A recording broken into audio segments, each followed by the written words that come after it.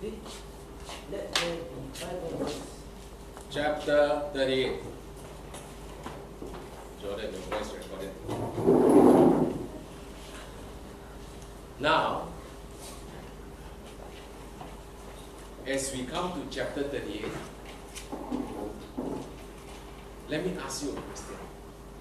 Who has been the silent listener for the last so many chapters? God. And then finally, He spoke. And it is a good lesson to learn. You look at James. James chapter 1 verse 19. So then, my beloved brethren, let every man be swift to hear, slow to speak, slow to wrath. So, listen before you speak. I mean, God could have intervened with lightning and thunder, right? Boom. Don't even finish your round one. Whack. But they went round one, round two, round three, canal Elihu some more. And then God spoke. And now, as you shall see, this friends of Job not present, Elihu not present, they must have ran for shelter. And God answered in two speeches, as I have listed them on the verses for you. First speech, from chapter 38 to chapter 40, verse 2. And in this first speech, it is about understanding the universe. Whether Job knew how creation and creatures are governed. Job, do you know?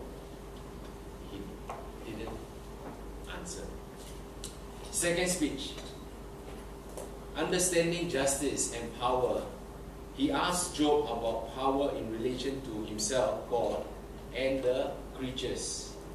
And this is from chapter 40, verse 6 to 41, 34. And in these two speeches, there was a brief response from Job. Just brief, very brief. Basically, he said, I shut up. I am vile, I despise, I repent. Okay? He finally came to his senses. So let's look at the first speech. If we are done with this, I'll show you something else. Done with this? No. Now Job was alone. Job couldn't see God, he could only hear God. So let's look at verse 1. Then the Lord answered Job out of the whirlwind and said, and this whirlwind is a display of His majesty. And He came, and God spoke, and only Job was there. Now we look at chapter 35, verse 9 to 19. Chapter 35. Verse 9 to 13. What did Elihu say? You know, his understanding of Job is he was wicked. So, verse 9, 35 verse 9. Because of the multitude of oppressions they cried out. They cried out for help because of the arm of the mighty. But no one says, where is God my maker?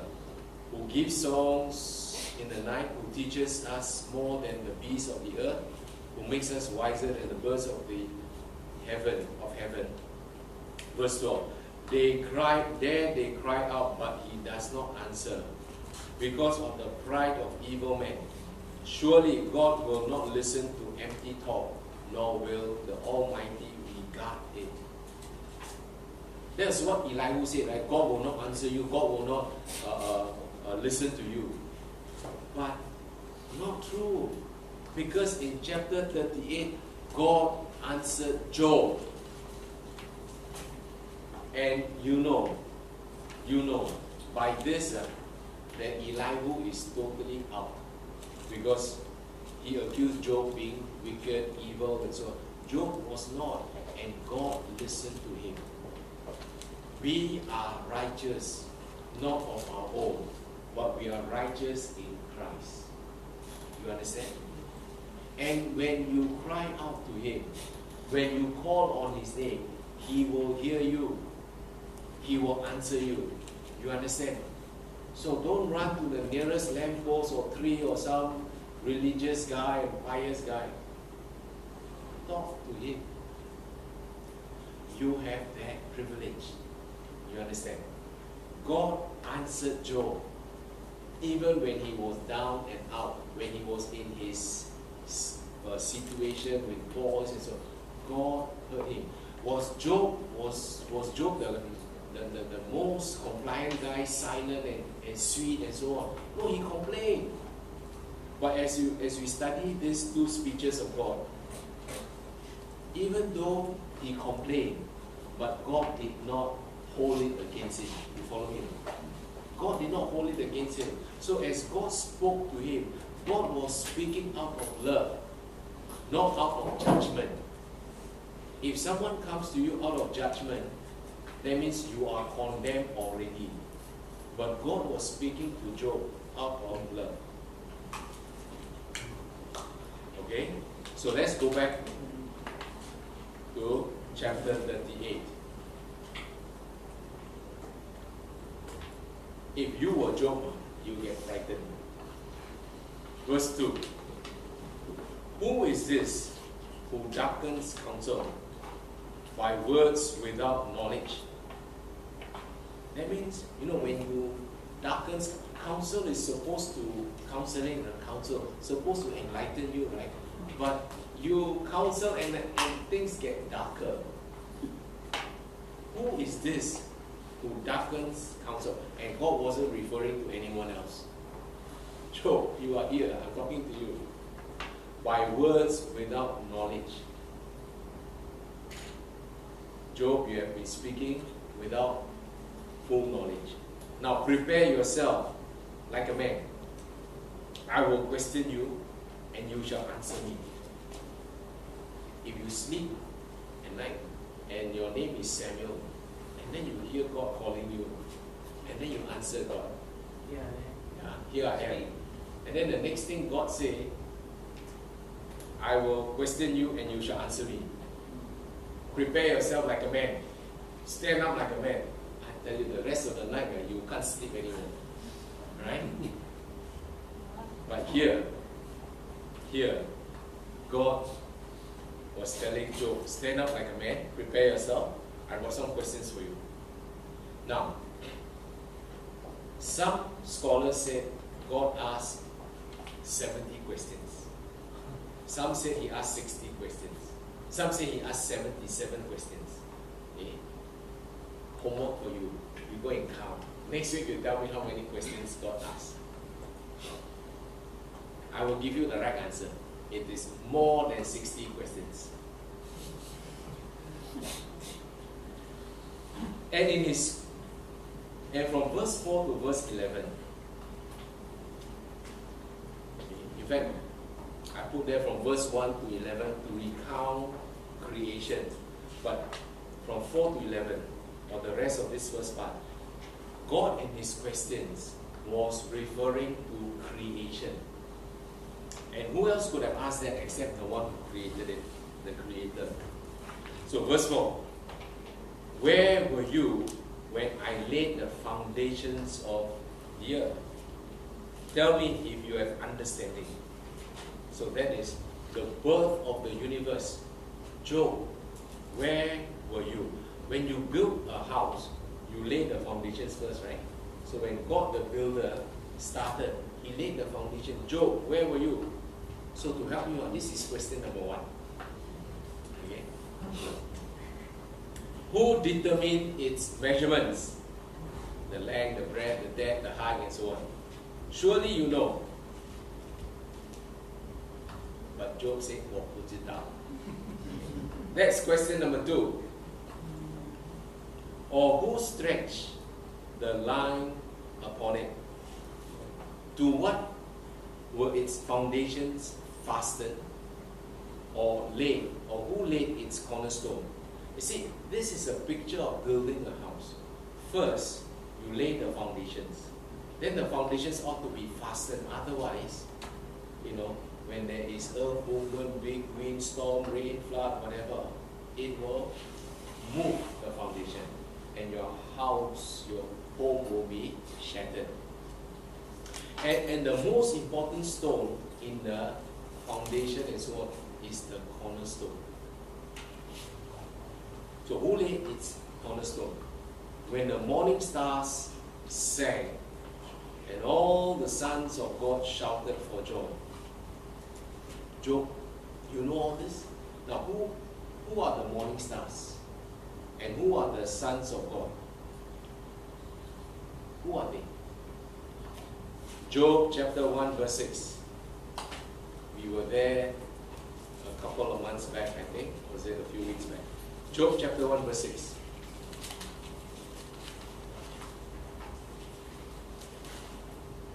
Now there was a day when the sons of God came to present themselves before the Lord, and Satan also came with them. So who are the sons of God? Angels. Okay, so the morning stars sang, and the sons of God, they are angels. These are the members of the heavenly court surrounding the throne. Verse 8. Or who shut in the sea with doors when it burst forth and issued from the womb? When I made the clouds its garment and thick darkness its swaddling band, when I fixed my limit for it and set bars and doors, boundaries, when I said, this far you may come, but no further, and here your proud waves not stop. Verse 8 to 11 is a picture of the sea. And if you have been traveling on cruise and go to the sea and so on, the sea can be a raging sea. It can be blown by the winds, and when you are on that vessel, on the ship or whatever, you can get seasick because the waves are really huge and strong. And if you are in that situation, you almost feel like you are in despair. There's nothing you can do. You follow me? The natural forces are against you. But in contrast, from verse 8 to 11, God is giving you a picture of the sea as if it is a baby. It can be cradled. It can be cared for.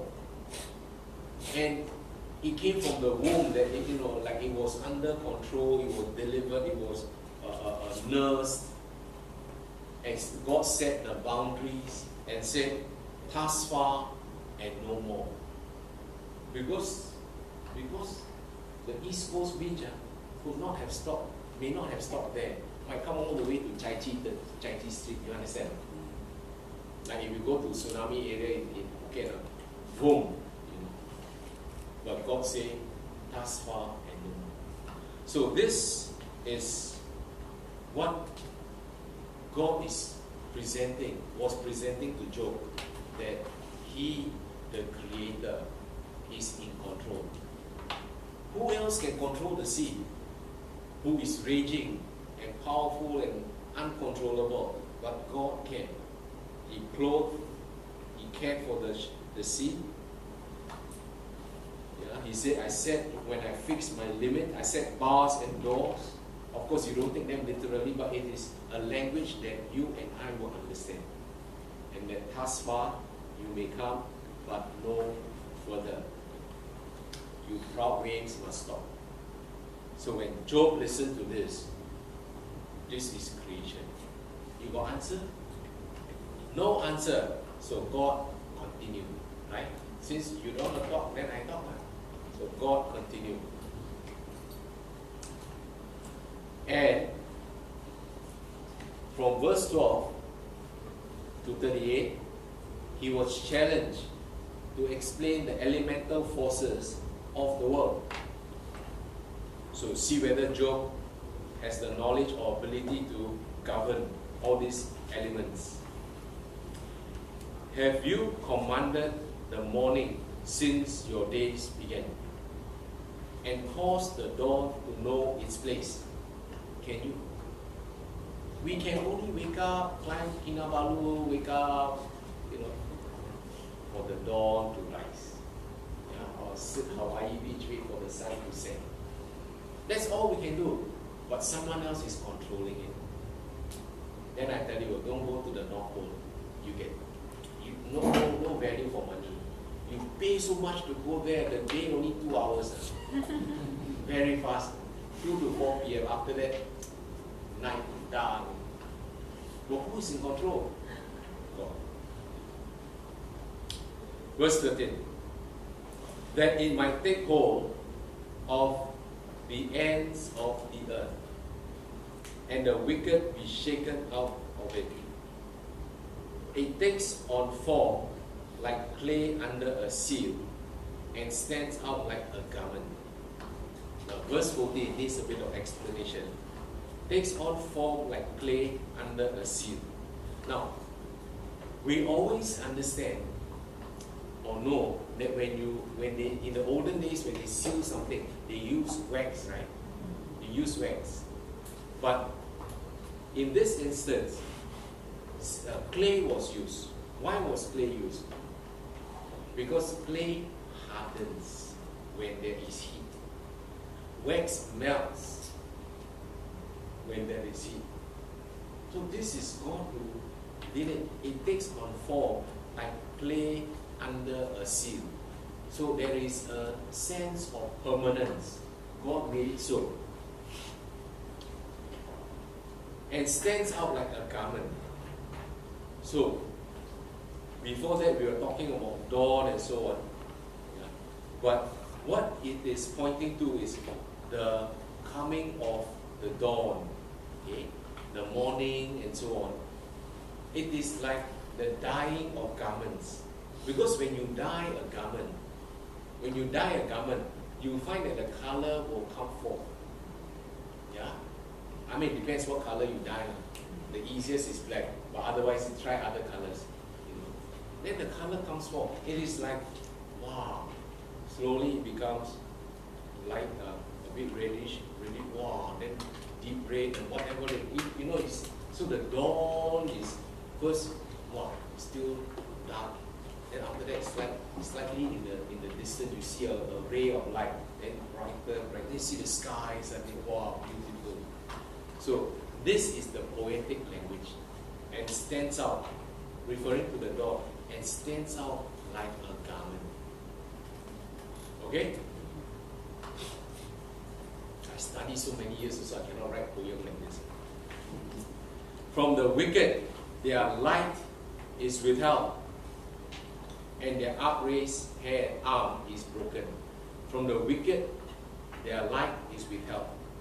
But I thought I read in the New Testament, Jesus said, rain, light come on both the evil and the good. This light is the spiritual light. You understand? The light of the knowledge of God. So from the wicked, we don't have the light. We are in the light as He is in the light. Those who do not know Christ, they are in the dark. The light is withheld from them. Okay? And the upraised arm is broken. So you say, wow, all the bai chiu and the bai chiu, all wicked people. No! Otherwise, this world, no need to have war, because the wicked people, they got no light. They are in the dark. Then the wicked people all broken arms. No need to fight them. But this is talking about spiritual. Okay? The upraised arm. not to worship, it is to fight. Violence and so on. They will be weak spiritually. So, verse 16, have you entered the springs of the sea? Or have you walked in search of the depths?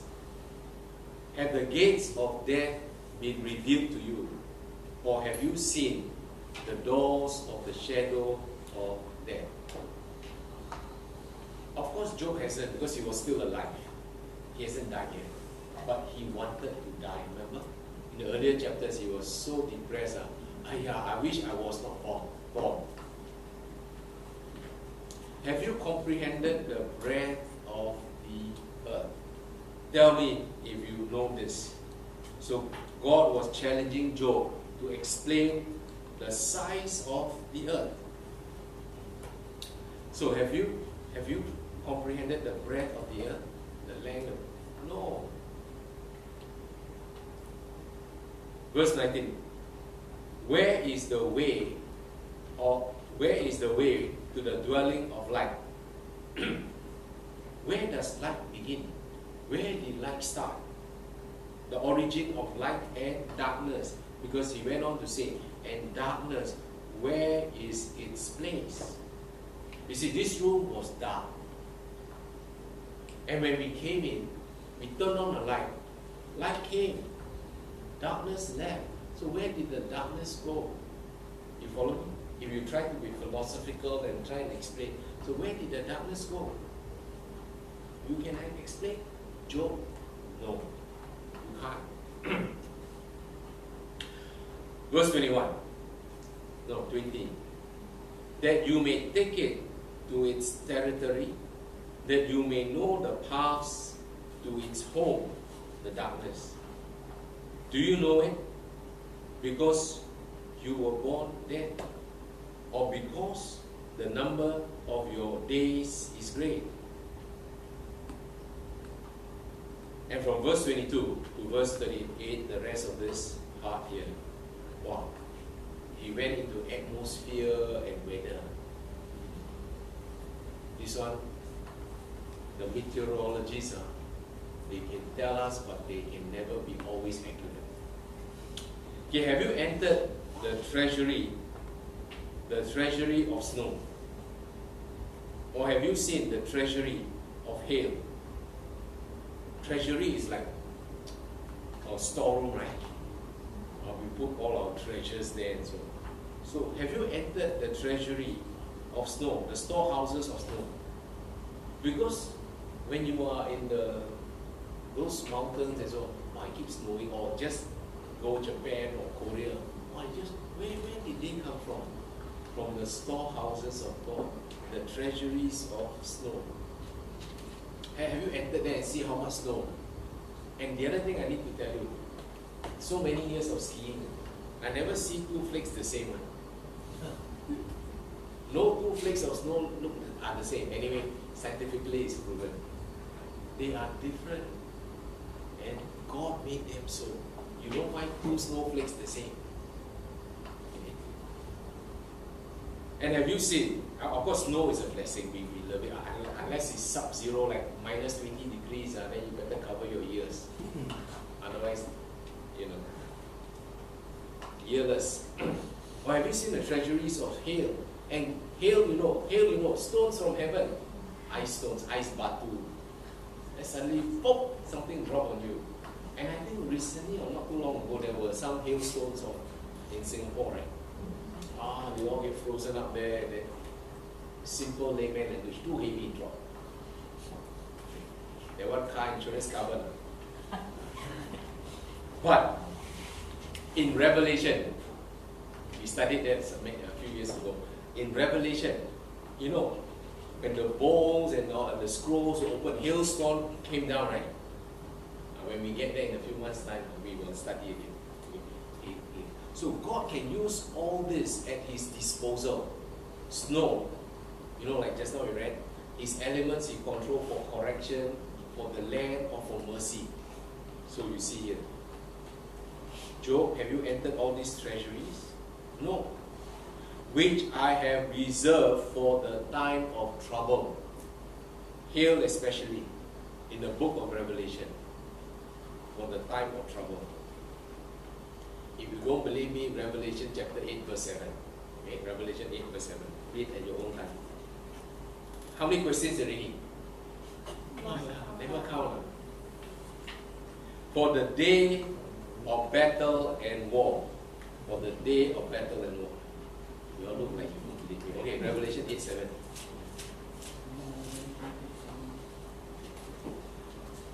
Revelation 8 verse 7. The trumpets sounded. This was the second series of punishment. And chapter 8 verse 7. The first angel sounded, and hail and fire followed, mingled with blood, and they were thrown to the earth. And a third of the trees were burned up, and all the green grass was burned up. Wow, frightening. But we don't have time to read, but if you turn back chapter 7 of Revelation, you will know the people of God, they are protected. Okay? Supernaturally. So back to Job 38. Where are we? Verse what? 24. Verse 23. So we have just read, God said, I'll reserve all this for trouble, day of trouble, day of battle and war. We just read Revelation. By what way is light diffused, or the east wind scattered over the earth? So this, verse 22 to 24, now he talks about the functions of the snow and the hail and so on. And then now we go to verse 25. We look at the providences of God. Who has divided a channel for the overflowing water, or a path for the thunderbolt, to cause it to rain on a land where there is no one, a wilderness in which there is no man, to satisfy the desolate waste, and cause to spring forth the growth of tender grass? Has the rain a father, or who has begotten the drops of dew? So all this happened. It could be in the desert, in the wilderness and so on, but we have not seen. We were not there.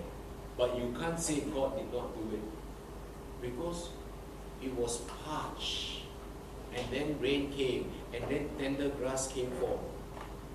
Has the rain a father, who has begotten the drops of dew? Who is in control of all this? God. Verse 29. Now, God is also in the ice business. He also knows how to make ice. Okay? Verse 29. From whose womb comes the ice? Imagine, he was talking to Job of the Abrahamic era. So he cannot talk to them about ECMA or Samsung refrigerator and so on. But they were agricultural people, simple people. They understand what is birth and conception and birth and delivery and womb and all this. So for something to be, to exist, it must come from somewhere. So for ice, he used a picture of the womb. From whose womb comes the ice, and the frost of heaven, who gives it birth. The waters harden like stone, and the surface of the deep is frozen. So he was talking about the ice, because in those days, how would they understand? Hey, water is liquid, how come become misty smoke? Hey, then become hard water, Next, verse 31 onwards, he was talking about the starry heavens. The song Starry, Starry Night. You don't know.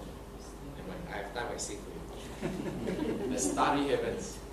Can you bind the cluster of the Pleiades, or loose the belt of Can you bring out Mazzaroth in its seasons? In its season? Or can you guide the great bear with its cubs? You know what are all this? We have read this previously. These are the constellations. These are the stars, the names given. But how come Job knew all this constellation and stars and the names and so on? Deuteronomy 29:29. Okay, but it's the Holy Spirit who is the author. So talking about all these stars in the skies. Do you know the ordinances of the heavens? Can you set their dominion over the earth? 34, I like playing that. Can you lift up your voice to the clouds, that an abundance of water may cover you? Some people do, right? Rain down, take the teko and then jump, po. Cause it to rain. Can you send out lightnings that they may go where you want to strike? Send it. Can you? No. And say to you, here we are. That means the lightnings report to you for duty. No? Yeah. Job, here I am. Here we are. Send us. Who has put wisdom in the mind? Who has given understanding to the heart? Only God. Who can number the clouds by wisdom? Who can pour out the bottles of heaven? The bottles of heaven contain rain. So it's just a picture. It's just a picture to the people that God has got this bottle of rain, and when He rains, it's because He pours out this bottle. Okay? Or who can pour out the bottles of heaven? When the dust hardens in clumps and the clods cling together. Clods are all these lumpy things, earth. So, it is here that we just finished second part. Job, can you explain all these elemental forces of the world? No, of course not. But then again, today's scientists, they have explored the skies and the heaven. They went as far as the moon and Mars, and they want to go beyond. You look around. You may have the knowledge of creation, but the knowledge of creation will not save you. You follow me? You may know all the stars and the moon and the water and the snowflakes and everything, but it will not bring you any closer to Christ. You must know the Creator. You must know Jesus, not His creation alone. You know the Creator, you appreciate His creation. So now we come to the last part, to Job. Can you demonstrate His control? Can you demonstrate God's control of the animal kingdom? Now God turns the attention to animals. Can you hunt the prey for the lion? Can you hunt the prey for the lion? The lion hunts his own prey, right? Come on. I'm going to catch food and give lion. But what it means is God provides food even for the lion. But every day they eat the cattle, the cow, and so on. Still God got stock. Still got stock. Who is providing? Sometimes I wonder how many chickens you eat a day, how many eggs you eat a day, how many fish you eat a day. And they've been eating it for years, centuries. But later you go chicken rice store, still got. Who is providing? God. So Job, can you hunt the prey for the lion? Can you satisfy the appetite of the young lions? The young lions, they are hungry. They got good appetite. It is the mother lion. The mother lion will go and get the prey and then come back and then they eat. When they crouch in their dens or lurk in their lairs to lie in wait, who provides food for the raven? Now, God is giving a picture of the lion, which is the predator. They go and hunt. Now, it's not exactly, the lion can be the lion of the tribe of Judah. Yeah, but the lion also can be like, the devil. He prowls the earth like a lion. Okay? So, talking about lion, and then now talk about raven. Raven are all those unclean birds, scavengers and so on. And who provides food for the raven?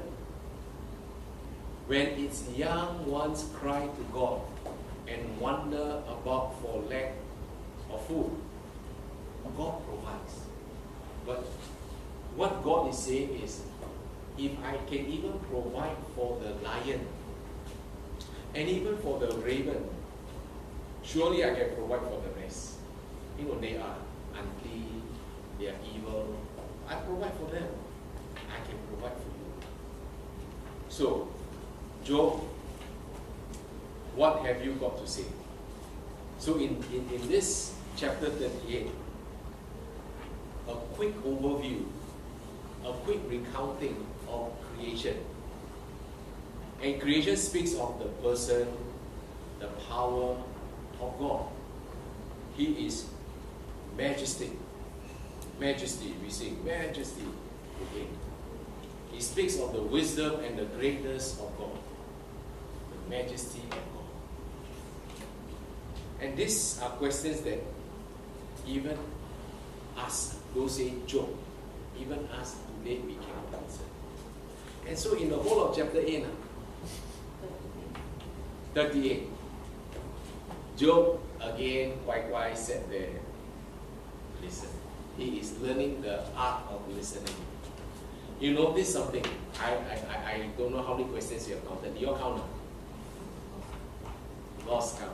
Good answer. Correct answer. Okay. God did not offer any answer. He only offered questions.